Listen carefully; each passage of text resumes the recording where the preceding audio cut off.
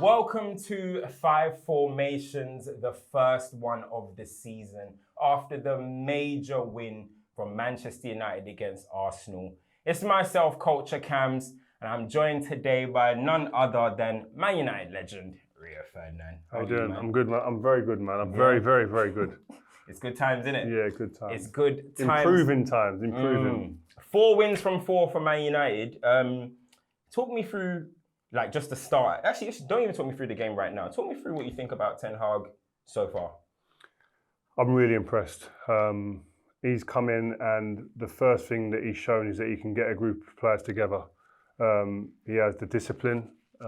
He's making people aware of their roles and responsibilities.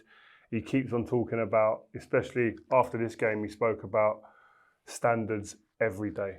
It's not, and I think that was a big thing. It's about the culture. I think when you look at the team beforehand, did they have the character? Did they have the personality? Did they have the grit?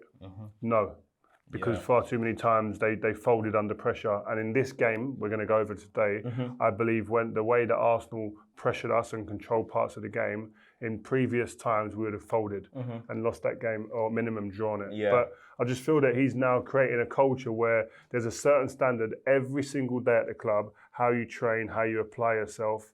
And that goes a long way to being reflected at what we're seeing on the football pitch now. Yeah.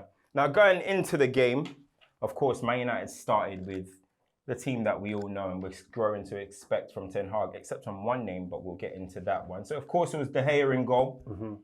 Dalot, Varane, Martinez, Malacia, Scott McTominay ahead of Casemiro. What do you think about that one? I just think he's really about, it's a winning team and they've got some rhythm and they all understand their roles completely. The only obviously difference, and I think Scott McTominay is one of the players that's grown game in, game out under this new manager, because it looks like, and I listened to Jadon Sancho's comments the other day, he feels like he understands his roles and responsibilities. There's a certain identity to the way they want to play, and there's a lot more clarity with the information being given. So he feels more comfortable, and they're growing now. And I think Scott McTominay is another one who's growing in that part, from that department. Obviously, the only change from the winning team of the last 2 or 3 games is Antony. There's no one else in this team or squad that are at their best or most comfortable when they're playing on the right-hand side. So that was an area of concern for him. So changing that was always going to be an upgrade, he felt, in that position. And everyone's wondering why Casemiro isn't playing or why Cristiano isn't playing. But this team are winning. And I know as a player, it's hard to change a winning team, especially when they've been searching to get some sort of consistency for a long time.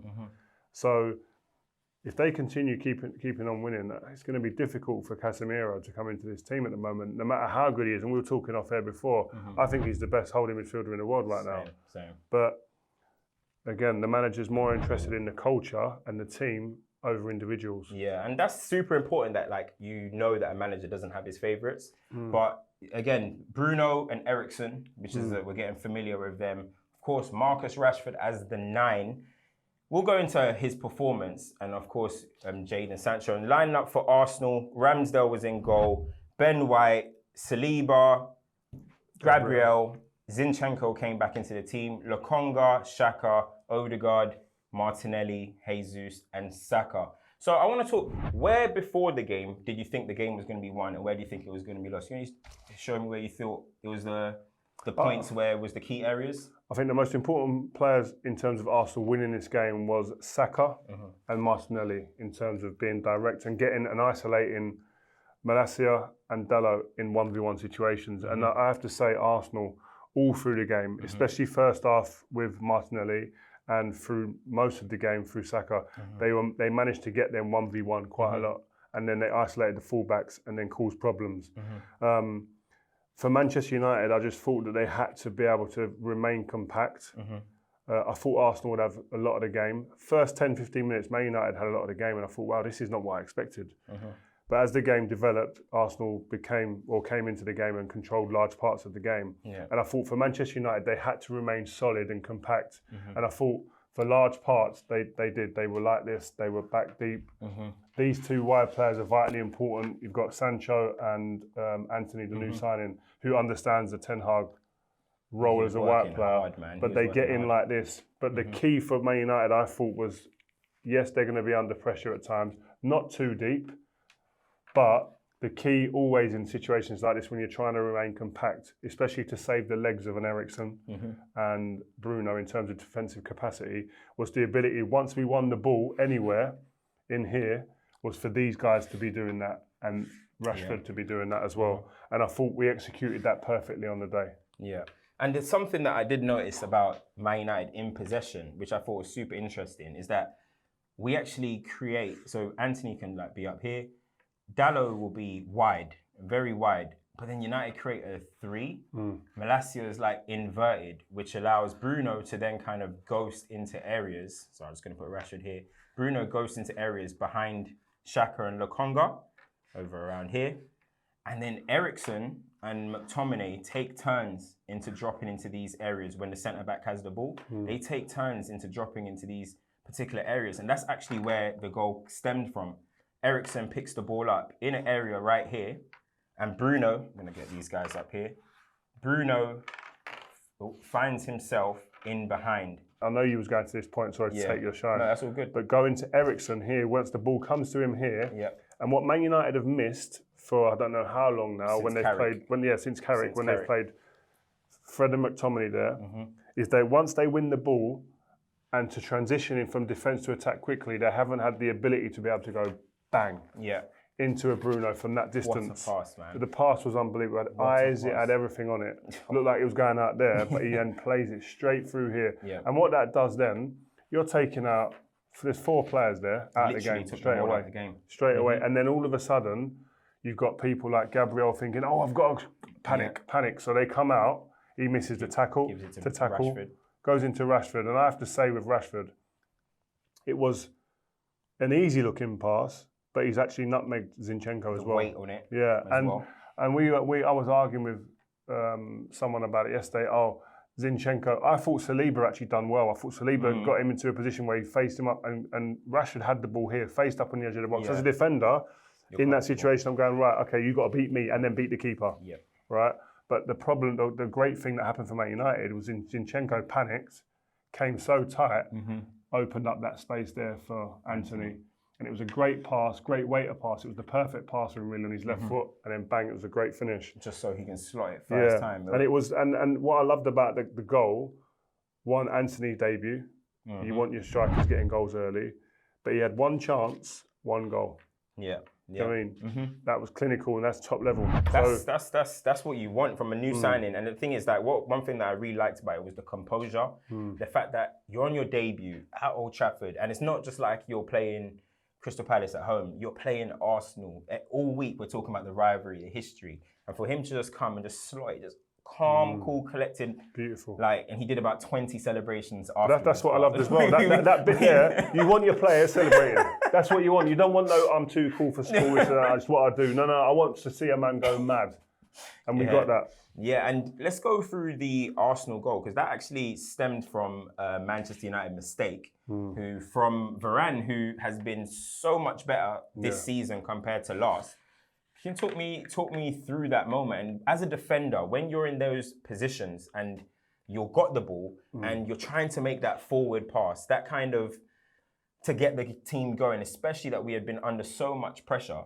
How do you feel in their moments? Do you sometimes as a centre-back try and take initiative and be the one to kind of drive the team forward? Because I think that's what Varane did. But I think he was doing what has been asked and what Ten Hag will want. And he's doing something that the manager wants him to do. He just, obviously, he made a mistake and was punished. And that's the key word. Sometimes you can make mistakes in a game. You can go 3 or 4 mistakes in a game, but not get punished. This one, he was punished. So obviously he comes out of it, loses the ball. But the key part, again, was the ball from Odegaard. Was absolutely exquisite. The space opens up there now.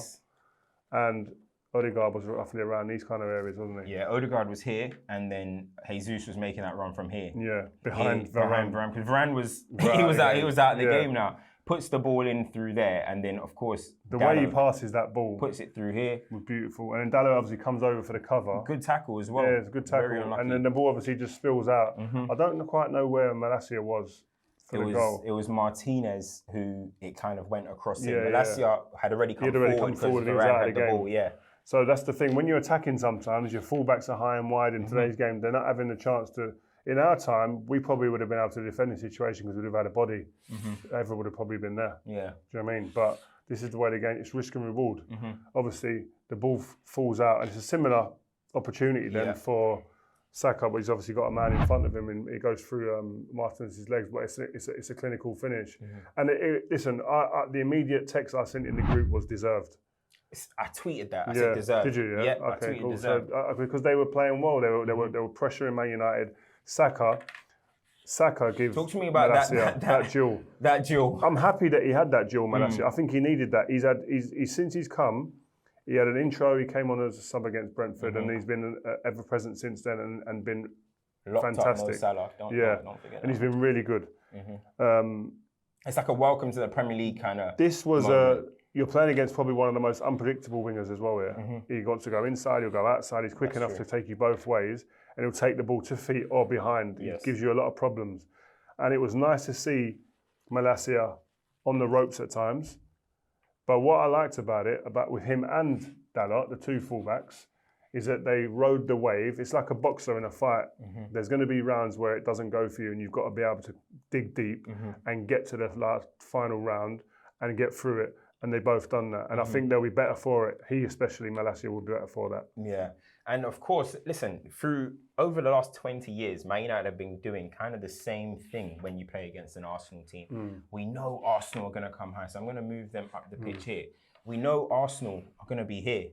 Their players are going to be up your arse, should I say, on the ball, dominating. But for even under Sir Alex, same thing every time. You know you can catch Arsenal on the break.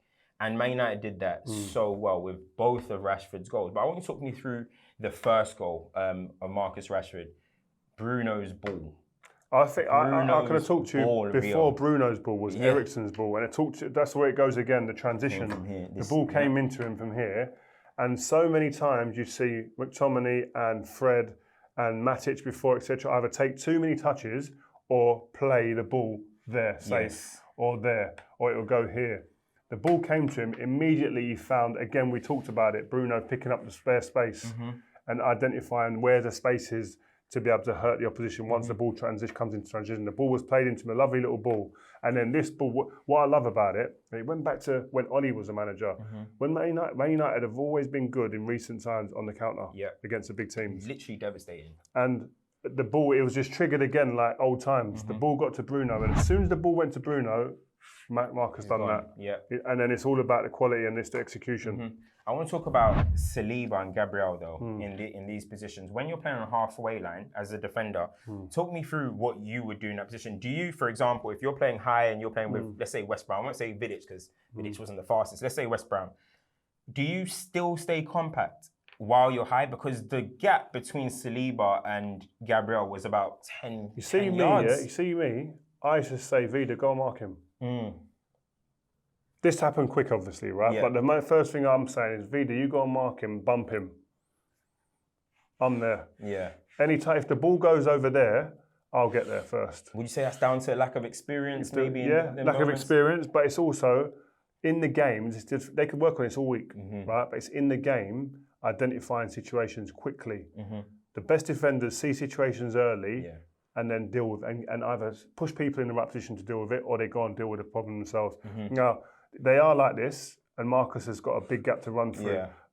But then, if that's the case, I still think when the ball went to Bruno, these two should be favourites still, because I just think that you know his pace, and you know he's going to run. He wants to get the ball through there, and you know that Bruno isn't going to run the length of the pitch with the ball, and without someone probably catching him, maybe right. So the first thing I think Saliba especially should have done in this situation, as the ball comes here and goes here, he gets his head up, run back, sprint. Just say it's a race now. I'm going to race Rashford, and I'm going to go first. And I'm not playing offsides at this point. Liverpool do it different. Liverpool will go, right, they're staying, and they're brave, but they obviously work on that. It looked like this situation, they didn't understand it quick, and they panicked. And if you watch it, again, Saliba's body, he does a full 360. Worst thing you can do as a centre back because you lose the ball, you lose the player, you're out of the game. It's a great pass, don't get me wrong, but Saliba, I think his body position was all wrong. And I think in that moment when it gets to him here, Bruno, you've got to say, especially if you're not as quick as Rashford, you've got to say, right, I'm going to bump him and allow my mate to cover, or I'm just going to say it's a race, I'm going to go early, and then the space isn't there, so Bruno probably doesn't play it in there because you're waiting. Yeah. I feel like when you're playing against a Marcus Rashford, that's my criticism of maybe Arteta and Arsenal in this game. Rashford's not going to really hold the ball up and do that side of the game. I always say when he plays up front, he should mould his game maybe off like a Jamie Vardy, like run off the last man, be a nuisance. And so it kind of, for me, was a very naive for those two to stay that high when you've got a Marcus Rashford, especially after the Liverpool game as well, when we've seen he does these things all the time. But talk to me about Rashford in the 9. What do you think about that? Can you see Ten Hag developing him into a actual number 9 for Man United going forward? Yeah, and one of the main, I think there's 2 parts to it. He wants you to press, Ten Hag, which Marcus is now doing. His body language is different to what I've seen in the last 18 months. He looks so much more positive. He looks so more engaged. He looks so much more positive, which I love. And I spoke to him about it last season when I was like, you don't look as positive as happy. Now he looks happy at the moment. He's growing. I still think there's levels to go confidence-wise for him. He's still building. And I think confidence-wise, he's still probably a bit fragile. But his building blocks are going in the right way. I think he's got 3 goals in his last 4 games. And he's got 2 assists as well. Right? And the Leicester game, I watched the game live. On the face of it, you think he didn't actually play well, but he set up a couple of chances. He got the assist. The assist for the goal. Yeah. And he worked hard. And I think that's the first part. He's working hard. He's chasing down lost causes. A little bit like I spoke on the live show after the game the other day. It's a little bit like Carlos Tevez. Sometimes he wasn't in the game, but all of a sudden, the whole stadium was lifted. All of the players were lifted because he chased down crazy things and then press. And all of a sudden, we win the ball back and the whole game changes. So that's the type of thing that I feel Marcus is feeding off a little bit now. Yeah. And now he's getting the goals, and now he's getting the opportunity to set people up, and he looks like he could go from strength to strength. But and the other thing he's doing really well is he's actually being able to be played into, and laying off to people, and it's not breaking down on him as much. So that's a good part as well. Obviously, he's keeping Cristiano out of the team at the moment, but Ronaldo came on, and I thought was pretty decent in terms of, if you look at the goals, Ronaldo was causing them by his press. He was pressing all over the pitch. He's causing mistakes. Causing mistakes for Ramsdale to kick it, and Bruno almost scored from the chance earlier. But what do you think about Arteta's subs? He made 3 subs, took off Lokonga, who of course is their sitter, which allowed Eriksen to start ghosting into areas where Lokonga would be. So for the goal, Bruno gets the ball around this area, an area where Lokonga would probably be patrolling. And they were playing offside. Yes, Saliba, I believe it was here. Ben White kept everybody on side. So you've got a situation, literally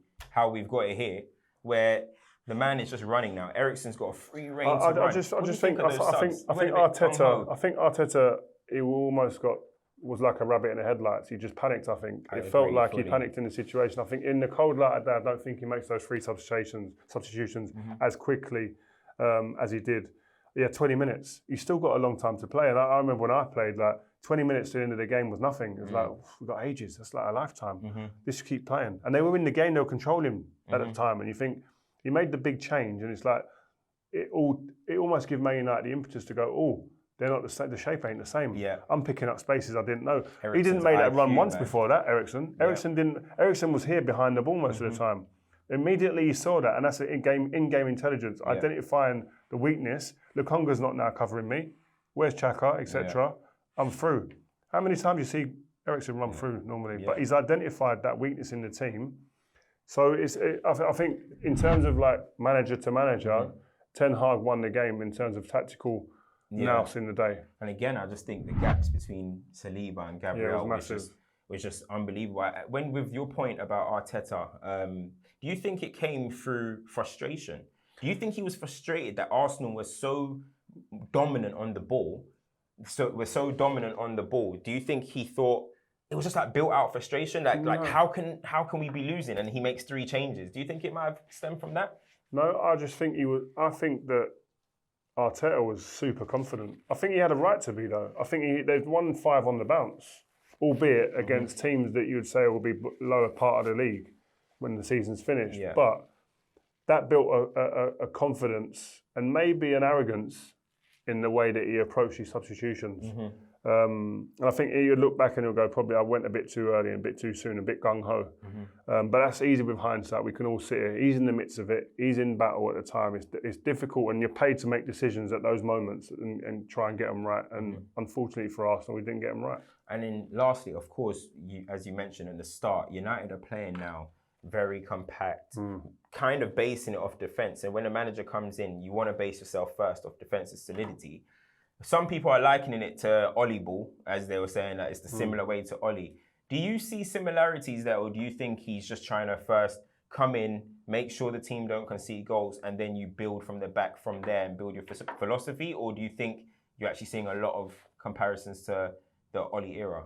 I don't think we're seeing a complete Ten Hag team yet, because he likes to dominate the ball and be quick transitions through the team and dominate that possession. But he's building a character and a culture at the club at the moment. You can see every one of the back four, when they defend and they make a tackle, they're celebrating. So that's telling you that there's a togetherness that he's building at the club. And there's little partnerships now. Now they're going to start building. Dallo and Antony, I'm sure they'll start building a relationship. Sancho and Malacia will start that overlap, come inside, use him as a decoy. He's going to start building. So he's building those little relationships throughout the team, which I think the Bruno and Eriksen relationship seems to be building as well. So I think he's building all that to get to a point where actually now we can start dominating the ball. That's the only thing they haven't done in this little streak they had at the moment, where they've almost had to just go and be in a little bit of a touch and see, get a moment, bang, be clinical, be decisive. The difference is going to come, and the bigger questions are going to be asked when, okay, we've got possession, we're camping in now, in their half. How does that look? Have we got the imagination? Have we got the guile? Have we got the skill? Have we got the players to break teams that are playing a low block? We've answered questions so far here. Can we answer the questions at this stage where we're over the halfway line and really dominating the ball? And that's going to be the difference. So lastly, going forward, Man United under Ten Hag, what are we saying? Is the future bright? Listen, get the jokes. I'm not going to go so early. The contract's here. He's got the contract already. Just give him time. Believe in him. And I think at the moment, what we're seeing, I think as fans, we're very happy. Building blocks, slowly, but we're going in the right direction. And I think as Man United fans, I think we're all happy at the moment. 100%. Guys, we dropped the last 5 formations when United beat the Invincibles. And the comments were going nuts. You guys were crying about that. Listen, you guys know what happens when you come to Old Trafford with an unbeaten record. I'm sure Joel knows what that's like. You get run out of OT, you know what I mean? So, guys, that's another episode of 5 Formations. Manchester United 3, Arsenal 1. Make sure you like, share, and subscribe, and we are out.